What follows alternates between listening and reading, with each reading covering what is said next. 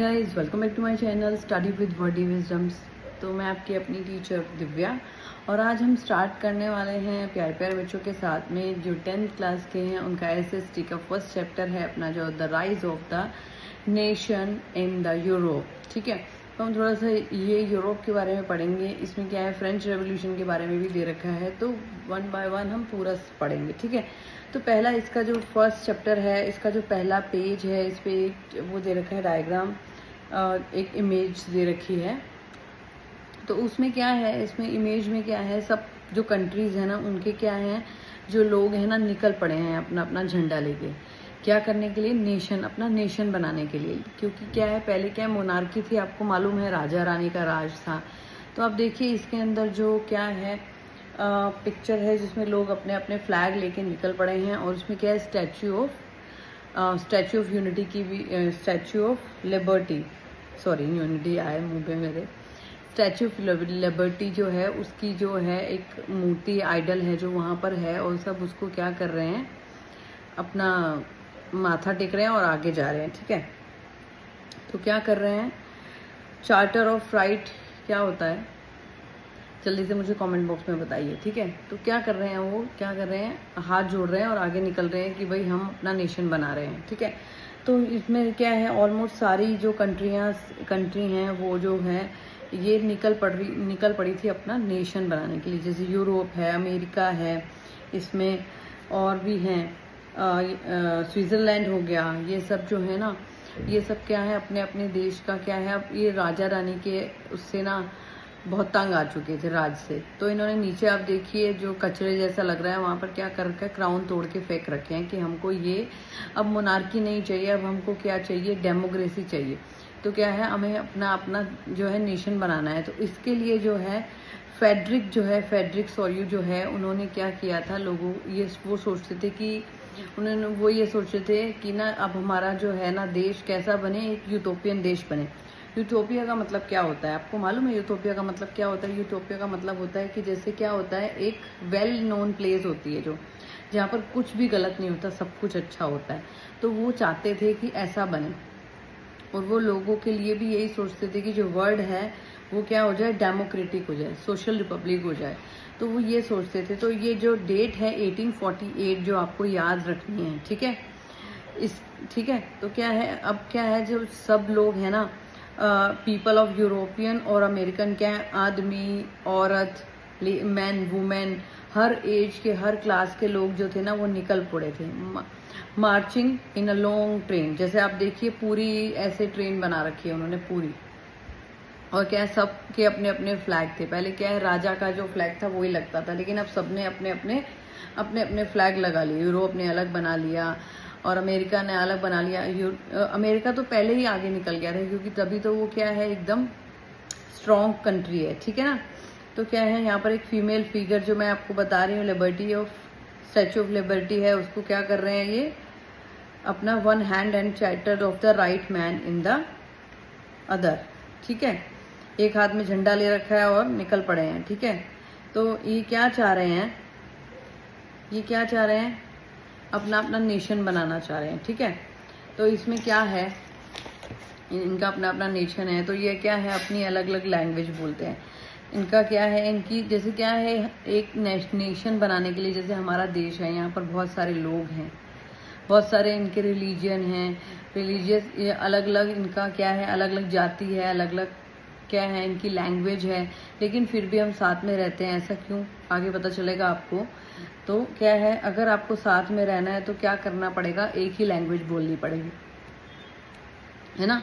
तो क्या है, जैसे कोई फ्रेंच में रहता है तो फ्रेंच बोलता है, कोई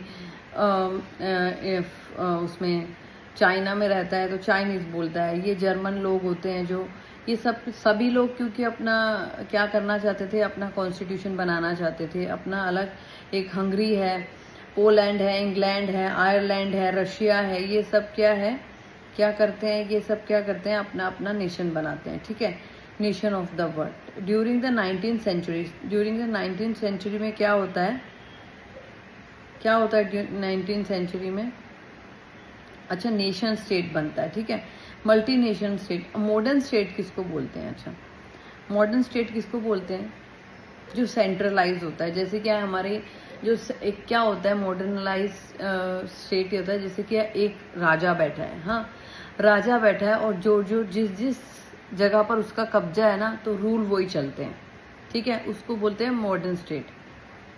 जैसे हमारे क्या सेंट्रल गवर्नमेंट होती है, एक स्टेट गवर्नमेंट होती है। सेंट्रल गवर्नमेंट क्या करती है, पूरा देश का जो होता है, और स्टेट गवर्नमेंट क्या होती है, जो स्टेट के ऊपर वो करती है। तो उसके हिसाब से जो भी होता है, ये सब प्रोसेस जो है वो है क्या हिस्ट्री में शेयर किया गया, ठीक है। अब क्या हमारा अगला जो टॉपिक है, जो आगे हमारा जो है फ्रेंच रेवोल्यूशन। फ्रेंच रेवोल्यूशन के बारे में तो आपने पढ़ा ही होगा। फ्रेंच रेवोल्यूशन क्या है, तो 9th में भी आप लोग पढ़ के आए होंगे, फिर भी मैं आपको थोड़ा सा बता देती हूँ कि फ्रेंच रेवोल्यूशन क्यों हुआ था। मिडिल क्लास जो लोग थे, जो 3 स्टेट के लोग थे, 3 स्टेट में उसको कन्वर्ट किया था। जो राजा था लुई 16, उसने क्या करा था, लोगों को 3 स्टेट में डिवाइड किया था, फर्स्ट, सेकंड और थर्ड, ठीक है। पहले तो ये फ्रेंच रेवोल्यूशन हुआ कब था, 1789 में, 14 अप्रैल 1789 में इस फ्रेंच रेवोल्यूशन हुआ था, ठीक है। और ये क्यों हुआ था, इस लोगों ने बहुत ज़्यादा क्या है, जब लोग बहुत ज़्यादा परेशान हो गए थे टैक्स से, तो उन्होंने क्या करा था, फ्रेंच रेवोल्यूशन किया था। लोग भड़क चुके थे, कौन से, मिडिल क्लास लोग, जो 3rd स्टेट के लोग थे। आपने पढ़ा होगा, शायद नहीं भी है तो फिर भी मैं आपको रिमाइंडर दे देती हूँ, ठीक है। तो क्या हुआ, जब उन्होंने क्या करा, जब फर्स्ट स्टेट में कौन आते थे, अपने ये जो चर्च के फादर होते हैं, प्रिस्ट होते हैं, ये होते हैं। सेकंड स्टेट में कौन आते हैं, राजा महाराजा लोग। और थर्ड स्टेट में कौन थे, अपना बिजनेसमैन, पीजेंट होते थे, मर्चेंट, जो इंडस्ट्रियलिस्ट होते थे, वो सब थे। तो वो लोग क्या करते थे, टैक्स भी पे करते थे, काम भी करते थे, और उनको क्या रिस्पेक्ट भी नहीं मिलती थी, ठीक है। तो अब क्या, जब भी उनको क्या है मीटिंग वगैरह होती थी, उसमें बुलाया जाता था, तो उनको बैठने की भी जगह नहीं दी जाती थी। और वुमेन्स को तो किसी चीज़ के राइट्स थे ही नहीं। कोई मीटिंग भी होती थी तो उसमें क्या है, वुमेन्स को एंट्री नहीं होती थी अंदर उसके, ठीक है। तो क्या हो गया, इसमें क्या हुआ, लोगों ने क्या करा, लोग भड़कने लगे। तो इन्होंने क्या बोला, हमें राजा रानी का रूल चाहिए ही नहीं, ठीक है। इसके बाद क्या हुआ, उन्होंने बोला कि भाई हम तो अपना कॉन्स्टिट्यूशन बनाएंगे, अपना जो भी मैंने आपको पिछले पार्ट में, फर्स्ट पार्ट में हमने यही पढ़ा है कि भाई लोग अपना नेशन बनाना चाहते थे, ठीक है। तो इन्होंने क्या करा कि भाई हम लोगों को, इन्होंने समझाना शुरू कर दिया सबको, 3rd स्टेट के लोगों ने, कि भाई जो ये हमारी लैंड है, उसको क्या बोला है, लैब पैट्रिक क्या है, अपनी फादर लैंड है। वैसे तो मदर लैंड होती है, इनकी फादर लैंड है, ठीक है, फादर लैंड है हमारी। और सिटी ऑन मतलब हम इसके सिटीजन हैं, तो हम क्या है, हम खुद ही सब कुछ करेंगे, सब कुछ मैनेज करेंगे, ठीक है। तो इन्होंने क्या करा, जैसे इन्होंने अपना फ्लैग बनाया, अपना 3 कलर्स का फ्लैग बनाया अपना। उन्होंने जो राजा का रॉयल जो फ्लैग था उसको हटा दिया, तो ठीक है। उन्होंने अब क्या करा, अपना जो इनकी असेंबली थी, जो स्टेट जनरल की असेंबली थी, उसको उन्होंने क्या बनाना शुरू कर दिया, नेशनल असेंबली बना दिया। इसको नेशनल असेंबली बुलाते हैं, ठीक है। अब क्या इन्होंने क्या करा, अपने गाने शुरू कर दिए, न्यू हायम्स मतलब गाने हो गए। इन्होंने शपथ ले ली, जो शहीद हुए थे उनके लिए उन्होंने सबको क्या करा, उन्होंने बोला कि हम क्या करेंगे, इनके जो ये शहीद हुए हैं वो क्या वेस्ट जाएगा क्या उसका। तो उन्होंने क्या करा, सब निकल पड़े अपना अपना वो बनाने के लिए। तो इन्होंने बोला कि यूनिफॉर्म लॉ लगा दिया, मतलब क्या, सबके लिए इक्वालिटी होना। यूनिफॉर्म लॉ क्या हो गया, सबके लिए इक्वालिटी होना, ठीक है। कस्टम ड्यूटी थी उसको हटा दिया, ड्यूज जो थे उसको अबॉलिश करवा दिया, इसके लिए वो करा। और डायलेक्ट्स मतलब डायलेक्ट्स पर decrease the French and spoken and written Paris, मतलब उन्होंने बोला कि भाई सब जो भी डायलेंस मतलब क्या होता है, अपनी एक्सेंट होती है, कि जैसे हम फ्रेंच, जैसे हम हिंदी बोलते हैं, हम बहुत तरह से अपनी अपनी लैंग्वेज को बोलते हैं, ठीक है। तो क्या है, उसको क्या सबको बोला गया कि फ्रेंच जो बोलना है एक ही तरह से बोलना है, ठीक है। कोई भी अपनी अपनी डायलेक्ट्स को यूज नहीं करेगा, सब एक तरह से बोलेंगे, ठीक है। तो उसके बाद क्या हुआ, लोगों ने क्या करा, ये सब जो अब उन्होंने क्या करा, सब अपना इन्होंने नेशन बना लिया। अब इन्होंने सोचा कि चलो बाजू वाले के बारे में सोचते हैं, तो ये निकल पड़े दूसरों के लिए कैंपेन करने के लिए।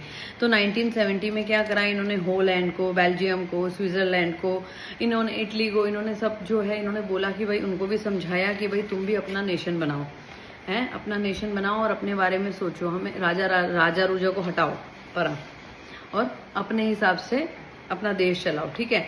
अब क्या है, इसमें नेपोलियन की एंट्री होती है। तो आप लोग सोचोगे कि नेपोलियन की एंट्री कैसे हो गई एकदम, तो क्या है, इसमें नेपोलियन की एंट्री होती है क्योंकि राजा के बाद, जब आपने पढ़ा होगा कि लुई 16 क्या होता है, जब क्या होता है, उसका राज खत्म होता है, तो यहाँ पे फ्रेंच रेवोल्यूशन होता है। उसके बाद क्या है, लोगों ने अपना वो करना शुरू कर देता है। लेकिन क्या होता है, जब नेपोलियन जीत जाता है तो ये क्या करता है, अपना राज चलाने लगता है यहाँ पर फ्रेंच पे। क्योंकि इसने क्या करा था, युद्ध लड़ा था फ्रांस के लिए। तो ये क्या है, अपना ही खुद को राजा बना लेता है। अब क्या करता है, ये क्या करता है, बहुत अच्छे काम भी करता है और बहुत बेकार काम भी करता है। चलिए देखते हैं कौन से अच्छे काम करता है। These line are very important. Okay, तो अच्छे काम क्या करता है, वो क्या करता है, एक तो अच्छे प्रिविलेज करता है लोगों के लिए। किस चीज के, बाय बर्थ जो प्रिविलेज होते हैं उनको हटा देता है। मतलब जैसे कोई राजा होता है, वो अपने से नीचों को अपना वो बनाता है, और क्या है, पीजेंट्स के से बहुत ज्यादा ओवर वर्क कराता है, उनको स्लेवरी में रखता है। तो वो सब जो था ना, वो हटा दिया उसने। ठीक है, इक्वालिटी ऑफ लॉ। इक्वालिटी क्या, इक्वालिटी बिफोर लॉ, मतलब सबके लिए एक जैसा इक्वल हो गया। वोट्स का इक्वल इसने भी नहीं दिया था। ठीक है, secure to the right property, मतलब अब कोई भी अपनी प्रॉपर्टी ले सकता है। ठीक है, तो क्या करा इसने, इसने क्या करा, simplified administrative division, abolished the feudal system and freed the peasant from the serfdom and the manorial duties। मतलब ये क्या है, सर्डम और क्या है मेनोरलम, क्या है मैं आपको बताती हूँ। जैसे इसने क्या करा, सर्डम मतलब क्या होता है, स्लेवरी। जैसे कोई भी एक पर्टिकुलर प्लेस होती है ना, वहां पर कोई लोग क्या किसी के अंडर स्लेव होते हैं, तो उसको वहां से फ्री कर दिया। और क्या है, मेनोरियल ड्यूटीज क्या होता है, जैसे क्या है, कोई एक पर्टिकुलर प्लेस है, वहां पर तुम अपना उनको सब फैसिलिटी दे रखी है, मंदिर बना रखा है, चर्च बना रखा है, उनके लिए स्कूल वगैरह बना रखे हैं, लेकिन क्या उनको वहां से बाहर नहीं जाने देना, तो उसको बोलते क्या है, मेनोरियल ड्यूटीज। तो ठीक है, उसने क्या करा, टाउन में जो भी ये सब लोग रहते थे उनको क्या करा, उससे हटा दिया, रिस्ट्रिक्शन जो थे हटा दिए, ट्रांसपोर्टेशन बहुत अच्छा कर दिया। और गिल्ड मतलब क्या होता है, जैसे ग्रुप बनाना, जैसे यूनिटी बनाना, उसकी परमिशन दे दी कि भाई जैसे क्या होता है, रेलवे यूनियन होता है, कोई किसी इंडस्ट्री का यूनियन होता है, जैसे आपने मूवीज में देखा होगा। तो वो सब जो था ना, पर्टिकुलर एरिया जो था, उसके लिए उन्होंने क्या करा, मेनोरियल ड्यूटीज जो थी उसको हटाने की कोशिश करी। ठीक है, गिल्ड मतलब यूनियन बनाने की परमिशन दे दी, ट्रांसपोर्टेशन का सिस्टम अच्छा कर दिया, पीजेंट और आर्टिशियन के लिए जो था, बिजनेस के लिए न्यू फाउंड फ्रीडम कर दिया उन्हें है। और उन्हें जो भी स्मॉल स्केल के प्रोड्यूसर थे, उन्हें गुड्स और उसके लिए फाउंड फ्रीडम कर दिया उन्हें है। और उन्हें जो भी स्मॉल स्केल के प्रोड्यूसर थे, उन्हें गुड्स और उसके लिए बहुत सारे फायदे होने लगे। उनका वेट और मेजर का वो था, उनका सब फ्री कर दिया कि भाई हर जगह पर एक ही वेट रहेगा और एक ही मेजरमेंट रहेगा। ठीक है, तो इसके बाद भी लोग खुश नहीं थे। क्यों नहीं थे खुश लोग वहां पर, क्योंकि उसने क्या करा, कुछ जो थे ना उसकी बैड क्वालिटीज भी थी, जो उन्होंने लोगों को क्या करा था, जैसे लोगों को क्या करा, टैक्स बहुत लगा दिया था। लोगों को टैक्स बहुत लगा दिया था। क्यों लगा दिया था, क्योंकि वो बहुत जगह क्या है, उसने क्या करा था, बहुत जगह ऐसे क्या, और 3 चीजें थी जिनसे लोग ना खुश थे। क्या क्या था, उसने टैक्स बहुत लगा रखा था, क्योंकि क्या है कि वो लड़ाइयां लड़ता रहता था, इसलिए उसे पैसे की जरूरत रहती थी। ठीक है, और उसके बाद उसने सेंसरशिप लगाई हुई थी। ठीक है, और उसके बाद क्या है, जो भी लोग क्या थे, किसी को आर्मी में भर्ती होना है कि नहीं होना है, सबको आर्मी में एक जो बंदे को आर्मी से भर्ती होना ही होना है, उसने ये रिस्ट्रिक्शन लगा रखा था, इसलिए लोग बहुत ज्यादा परेशान थे। ठीक है, ये 3 प्रॉब्लम थी जिसकी वजह से वो हो जाता है, लोग उसे नापसंद करते हैं। जो उसने ज्यादा क्वालिटी, जो उसने प्लस पॉइंट थे वो लोग नहीं देखते हैं, जो उसके माइनस पॉइंट थे वो लोग देखते हैं। ठीक है, अब हम वापस आ जाते हैं नेशनलिज्म इन यूरोप। ठीक है, हमारा नेक्स्ट टॉपिक है। ठीक है, क्योंकि क्या है, आगे हम पढ़ेंगे इसके बारे में, नेपोलियन के बारे में। लेकिन क्या है, मिड 19th सेंचुरी में क्या होता है, जब लोग क्या है, यहाँ पर बहुत सारी क्या है, कंट्रीज जो हैं अलग अलग लैंग्वेज बोलती हैं। आपको मैंने बताया था कि जैसे बहुत सारी कंट्रीज जो है अलग अलग लैंग्वेज बोलती हैं, तो क्या है, एक जैसा हम एक नेशन कैसे बना सकते हैं। तो अब क्या है, जैसे किंगडम थे, बहुत सारे किंगडम थे, छोटे बड़े, डचीज, कैंटॉन्स और किंगडम मतलब बड़े राज्य, कैंटन्स मतलब छोटे राज्य, और डचेस मतलब मिडिल, मतलब छोटे बड़े बड़े ऐसे राज्य थे कि ठीक है। तो उसमें क्या है, बहुत जैसे अलग अलग राज्य थे, अलग अलग लोग लैंग्वेज बोलते थे। तो क्या है, ऑस्ट्रेलिया और हंगरी क्या है, हैंसबर्ग के अंडर थे, मतलब उसके अंडर रूल करता था वो। ठीक है, तो एल्पिन रीजन में जो कौन कौन थे, ट्रॉयल और ऑस्ट्रेलिया और सुडेंटलैंड। ठीक है, ये बोहेमिया, ये सब थे। तो एरिस्टोक्रेसी मतलब क्या होता है, मतलब जो यंग होते हैं, जो अमीर लोग होते हैं, क्या कौन होते हैं वो लोग, जैसे एरिस्टोक्रेसी मतलब क्या होता है, the people who has the highest social class, people who the highest social class, who often have a special title। मतलब क्या हो गया, जैसे वेल्दी लोग हो गए, ठीक है, वो लोग हो गए। तो वो लोग भी क्या है, बहुत ज्यादा खराब थे, क्या है, अपने ही लोगों के साथ में रिलेशन रखते थे, ठीक है। पहले हम ये पढ़ रहे थे, मैं आपको बताती हूँ आगे। जैसे क्या है, एरिस्ट्रेसी मतलब जर्मन स्पीकिंग बोलते थे, जर्मन बोलते थे, ठीक है। और जो इन हंगरी जो थी, इन हंगरी जो है, उसकी हाफ पॉपुलेशन क्या बोलती थी, मैग्यार। मैं आपको पूरा 1 बाय 1 पूरा बता दूंगी कौन क्या बोलता था, यहाँ पर मैं सिर्फ आपको समझा रही हूँ बस, ठीक है। और हाफ पॉपुलेशन जो थी वो क्या बोलती थी, ग्लेशिया जो थी, हाफ क्या थी, क्या बोलती थी, पॉलिश बोलती थी, और हाफ क्या, मैग्यार बोलती थी। तो इसमें लोगों को बहुत ज्यादा प्रॉब्लम हो रही थी कि भाई कैसे हम नेशन बनाएंगे अगर हम ऐसे ही अलग अलग बोलेंगे। तो ये क्वेश्चन है, how did nationalism and the idea of nation state the emerge. तो कैसे आई फीलिंग लोगों के अंदर, कैसे इमर्ज हुए एक दूसरे के अंदर, कैसे फीलिंग आई, ये हम आगे पढ़ेंगे, ठीक है। अब जो है एरिस्टोक्रेसी जो है and the new middle class. Aristocracy मतलब क्या है, अमीर लोग, जो मैंने आपको बताया था, और न्यू मिडिल क्लास जो है, जो थोड़े बहुत जिनके पास पैसे आए थे, ठीक है। तो वो लोग क्या करते हैं, ये जो एरिस्टोक्रेसी जो थे ना, ये इन्होंने क्या करा, ये लोग फ्रेंच बोलते थे, ठीक है।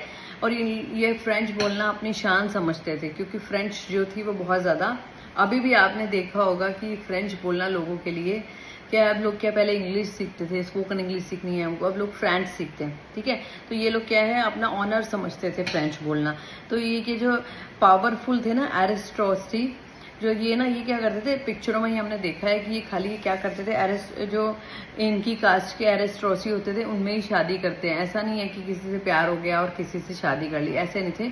ये क्या करते थे, किसी भी पीजेंट की बेटी से प्यार हो गया और शादी कर लिया, ऐसा नहीं था। ये क्या करते थे, बहुत ना सेल्फिश होते थे। ये क्या करते थे, अपनी कास्ट में शादी करते थे, अपनी जो इनके लैंड होल्डर होते थे उनमें ही शादी करते थे। तो पीजेंट जो थे ना, मिडिल क्लास लोग थे, वो बहुत ज्यादा परेशान थे इनकी स्लेवरी से, ठीक है।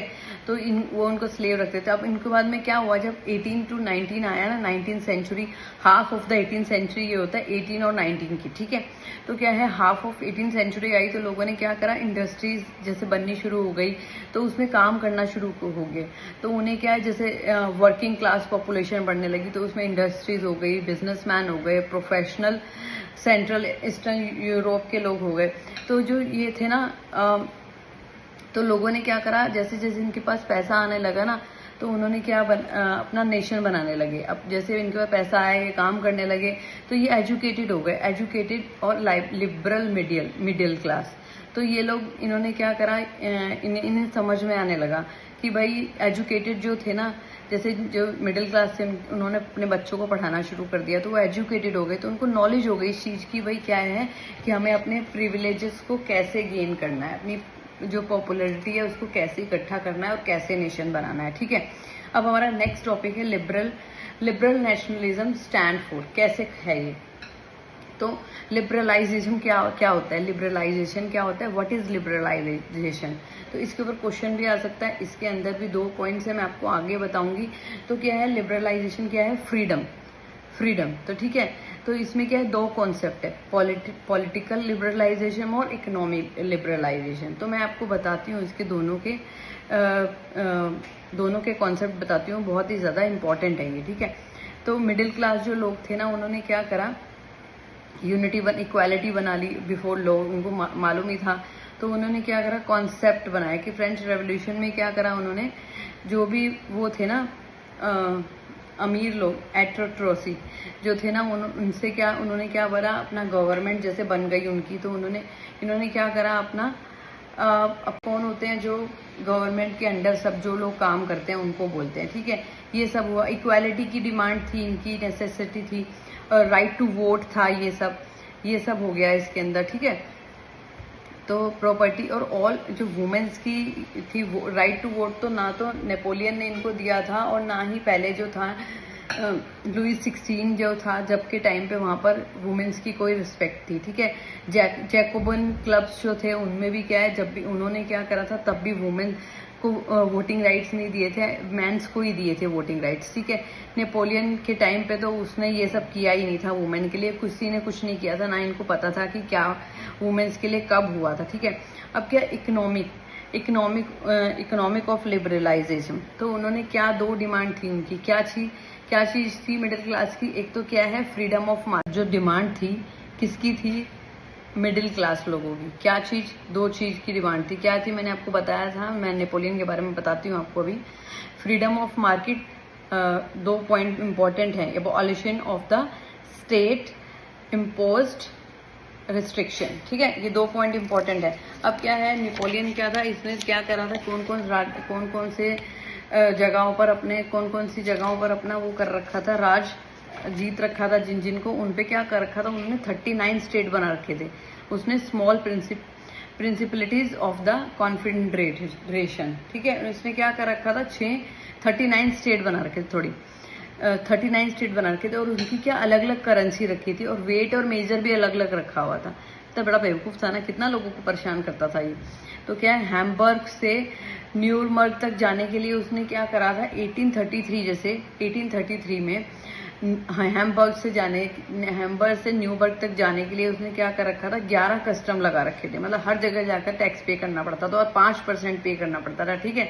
और उनका वेट और मेजर भी अलग अलग था। जैसे फॉर एग्जाम्पल ले लीजिए, जैसे कपड़े को हम एल बोलते हैं, अभी भी हम बोलते हैं, मेरे हस्बैंड जो हैं he is a merchant, cloth merchant, तो क्या है वो एल के हिसाब से मेजर करते हैं, आई नो दैट। सो तो एल होता था, जैसे क्या अलग अलग सिटीज में यहाँ पर दे रखा है, देखिए कि जैसे फ्रैंकफर्ट में अगर 1 मीटर कपड़े का जैसे 54.7 सेंटीमीटर है, तो मेंस में है 50.1, और न्यूमर्ग में है 60.56 सेंटीमीटर, और फ्रिकबर्ग में है 53.5 सेंटीमीटर। हर जगह पर इसने अलग अलग पर क्या अलग अलग लगा रखा था कि यहाँ पर इतने मीटर कपड़ा मिलेगा, यहाँ पर इतने मीटर मिलेगा, क्योंकि करेंसी अलग अलग थी, इसलिए डेफिनेटली कहीं पे ज्यादा होगा करेंसी का रेट, कहीं पे कम होगा। जैसे डॉलर का हमारा प्राइस ज्यादा है और इंडियन करेंसी का कम है, यूरोप में अलग करेंसी है जैसे, तो क्या है उसने ऐसे किया, ठीक है। अब क्या 1934 में क्या हुआ, अलग एक जो क्या था जोवरियन, एक क्या है नया कस्टम यूनियन बना, तो 1934 में उन्होंने क्या करा। अब हम आगे देखते हैं कि इसके अंदर इनकी इकोनॉमी में चेंजेस आए और उसमें ग्रोथ होने लगी। तो क्या है इसमें क्या हुआ, जब चेंजेस आने लगे 34 में मैं आपको बता रही थी कि क्या हुआ, जब पर्शिया में ये सब जो हुआ ना, जोल्वेरियन जो था एक कस्टम बना, तो ये बना तो उसमें था, लेकिन जर्मन और के स्टेट के लोग सब इकट्ठे हो गए, क्योंकि वो भी चाहते थे, क्या चाहते थे, यूनिटी, फ्रीडम चाहते थे। तो उन्होंने क्या करा, अपना ट्रैफिक बैरियर्स, मतलब जो ये जो टैक्स लगाते थे जगह जगह, जो इसने नेपोलियन ने कस्टम बैरियर लगा रखे थे जगह जगह, उसको हटाने की डिमांड करते हैं, ठीक है। तो जो उसने 39 स्टेट पे 3 करेंसी बना रखी थी, उसको 2 में कन्वर्ट कर देते हैं। तो ओवर 32 रेलवे नेटवर्क जो था वो बहुत ज़्यादा स्ट्रॉन्ग हो गया। तो उसके बाद इकोनॉमी में इंटरेस्ट आने लगा, जो मिडिल क्लास लोग थे उन्होंने क्या करा, इकोनॉमी में ये स्ट्रॉन्ग होंगे तो क्या होगा, नेशन बनाएंगे, ये शोर जोश से कहेंगे कि हाँ हमें अपना नेशन बनाना है। जब इनके पास पैसे ही नहीं होंगे तो ये स्ट्रॉन्ग कैसे होंगे। तो इसने नेशनलिज्म की फीलिंग जाग गई, इन्होंने बोला कि भाई हम तो क्या करेंगे, इकोनॉमी स्ट्रॉन्ग होगी तो क्या होगा, ये भी स्ट्रॉन्ग होंगे। तो इन्होंने क्या करा, अपने जो सेंटीमेंट्स थे उसको ग्रो करने के लिए एट दैट टाइम क्या करा, जब ये इनमें ग्रोथ हुई, इकोनॉमी की ग्रोथ हुई, इन्हें पैसा मिला, क्योंकि इन्होंने इंडस्ट्रियलाइजेशन जो थी उसकी ग्रोथ हुई, इंडस्ट्री में काम करना शुरू कर दिया, बिजनेस में अपना इम्प्रूवमेंट हो गया इनको। जैसे इन्होंने क्या करा, क्योंकि फ्रेंच रेवोल्यूशन मिडिल क्लास लोगों ने करा था, इनकी ग्रोथ हो गई, तो इन्होंने क्या करा, लोगों को क्या करा, नेशन बनाने के लिए इंस्पायर्ड किया। तो ऐसे ये जो हो गया, इसके बाद क्या है, हमारा वापस जो है नेपोलियन आ गया। अब ये नेपोलियन जो था, 4 जो स्ट्रॉन्ग कंट्रीज थी, ब्रिटेन, रशिया, पर्शिया और ऑस्ट्रेलिया, चारों से लड़ाई करी और क्या करा, 1850 में नेपोलियन क्या हार गया। अब क्या है उसके बाद आगे देखिए, नेपोलियन की छुट्टी होने वाली है। तो हमारा क्या है नेक्स्ट जो है कंजर्वेटिज्म, जो क्या है कंजर्वेटिज्म क्या है, अ न्यू कंजर्वेटिज्म क्या है, आफ्टर 1815 जब क्या है अपना जो नेपोलियन था वो हार जाता है। किससे हार जाता है? 4 देश जो हैं उससे हार जाता है, ब्रिटेन, रशिया, प्रूशिया और ऑस्ट्रेलिया। तो ये जो 4 इंपॉर्टेंट आपको याद रखना है कि 1815 में जब नेपोलियन हार जाता है तो कौन कौन से कंट्री से हारता है। ठीक है, अब क्या ये चारों मिल जाते हैं, नेपोलियन हार जाता है, चारों मिल जाते हैं। वो क्या है कि सब जो उसने कब्जाया था, जिसको जीता था वॉर में, उसमें अब क्या है ये 4 क्या करते हैं, उल्टा रूल, सब कुछ उल्टा कर देते हैं। अब ये क्या करते हैं, सब जो नेपोलियन ने जो भी रूल बनाए थे और जो भी था उसको सब इन्होंने उल्टा कर दिया और क्या करा, दोबारा से वापस से क्या है वही मोनार्की ले आए। जो सारा लोगों ने फ्रेंच रेवोल्यूशन किया ये सब मिट्टी में मिला दिया इन्होंने ऐसे किया। ठीक है, अब क्या था उसके बाद क्या था अपना ये ब्रिटेन, रशिया, प्रूशिया और ऑस्ट्रेलिया ये क्या इकट्ठे हो गए, इन्होंने नेपोलियन का हरा दिया। उसके बाद क्या करा, इन्होंने सब लोगों को बोल दिया कि भाई हमारे बारे में न्यूज़पेपर में कोई नहीं बोलेगा, कोई प्ले नहीं करेगा, कोई सॉन्ग नहीं अपनी मर्जी से गाएगा। तो ये सब जो क्या है ये सब मना कर दिया। ठीक है, इन्होंने अब क्या करा, जो नेपोलियन ने जो रूल बनाए थे उसको सब उल्टा पलटी कर दी। जैसे उसके 39 स्टेट बनाए थे उसको तो कुछ नहीं करा, जो उनकी इसने 5 जो थे वो करे। एक तो क्या करा, फ्रेंच रेवोल्यूशन जो हुआ, राजा रूजा सब थे वो वापस ले आया उनको। और क्या करा, बेल्जियम को क्या नीदरलैंड में इंक्लूड कर दिया। और क्या है, जेनुआ जो है उसको क्या है पेडुमेंट में इंक्लूड कर दिया इन साउथ। ठीक है, अब क्या करा इन्होंने, जो 39 स्टेट थे वो मैं बता चुकी हूँ आपको, 39 जो स्टेट थे उसको क्या करा, छोड़ दिया, ऐसे ही कुछ नहीं किया। और उसमें क्या करा उन्होंने, न्यू क्रिएशन, क्या कंजर्वेशन मतलब क्या होता है, कंजर्वेशन क्या होता है, पुरानी चीजें, पुराने नियम जो उनको ले आना वापस से। ठीक है, ऑटोक्रेटिस क्या जो होता है, खुद की मर्जी चलाना। अब उन्होंने क्या खुद की मर्जी चलानी शुरू कर दी। मोस्ट ऑफ सेंसरशिप लॉ था उसके लिए कि भाई क्या है, क्या करना है, कि भाई खुद की मर्जी करनी है, किसी की नहीं सुननी है। कि जैसे मैंने आपको बताया कि और लोग क्या वहाँ पे क्या मांगने लगे, लिबरलिज्म एंड फ्रीडम। वहाँ के लोग मांगने लगे कि भाई हमको क्या, और वहाँ के जो लोग थे ना फ्रेंच रेवोल्यूशन जिन्होंने किया था वो लोग क्या अपनी पुरानी चीज़ों को भूले नहीं थे। उन्होंने जो भी, और उन्होंने हार नहीं मानी थी इस चीज़ को लेके। उन्होंने डिमांड किसकी की थी, फ्रीडम ऑफ द प्रेस, मतलब फ्रीडम की उन्होंने डिमांड की थी। ठीक है, इसमें ये हो गया मेन इसके पॉइंट है जो मैं इसके ऊपर क्वेश्चन आपको शेयर कर दूंगी। नेक्स्ट हम चलते हैं अगले पॉइंट की तरफ। क्या था हमारा जो रेवोल्यूशनरी जो है हमारा पॉइंट है, ये बहुत ज़्यादा इंपॉर्टेंट है। 1815 में जब क्या हुआ था, जब 1815 में जब नेपोलियन हारा था तो क्या हुआ था, उसके बाद मैंने आपको बताया था कि 4 कंट्रीज थी जो साथ में हो गई थी। और उसके बाद क्या हुआ था, जो रेवोल्यूशनरी थे ना वो क्या है, छिप छिप के सोसाइटीज बनाने लगे थे। ठीक है, सोसाइटीज बनाने लगे थे, छुप छुप के काम करने लगे थे, क्योंकि वो अपना नेशन बनाना चाहते थे, जैसे मैंने आपको बताया। तो क्या है, जैसे इसमें मोस्ट इम्पॉर्टेंट एक करेक्टर है जो हमारे जोसेफ मेज़ीनी क्या है, ये एक रेवोल्यूशनरी थे जो क्या है, इनका जन्म कब हुआ था, 1807 में। ठीक है, तो इन्होंने क्या करा था, जब ये 24 साल के थे तो इन्हें एक्साइल कर दिया गया था, मतलब अपने देश से बाहर निकाल दिया गया था। क्योंकि लोग ये क्या कर रहे थे, प्रोटेस्ट कर रहे थे ना नेशन बनाने के लिए, तो इन्हें क्या करा था, अपने देश से बाहर निकाल दिया गया था। ठीक है, तो क्या है, जब क्या है ये इन्होंने क्या करा था, 2 टाइप की सोसाइटीज बनाई थी। कौन सी सोसाइटी, यंग इटली और क्या है, यंग यूरोप इन बर्ने। तो these are the most important point. ठीक है, तो इटली क्या है अभी पूरी तरह से डेवलप नहीं हुआ था, कोई देश नहीं बना था, तो इन्होंने क्या करा था, लिबरलिज्म जो थे उनकी डिमांड तो थी। तो इनमें मेज़ीनी जो थे ना वो क्या कहते थे, मैटेनिच जो है ना वो क्या है, एक डेंजरस एनिमी है सोसाइटी के लिए। ये जो रेवोल्यूशन हमारा चल रहा है इस पे मोस्ट इंपॉर्टेंट क्वेश्चन आ सकता है हमारा कि most dangerous enemy of the social order, तो कौन है,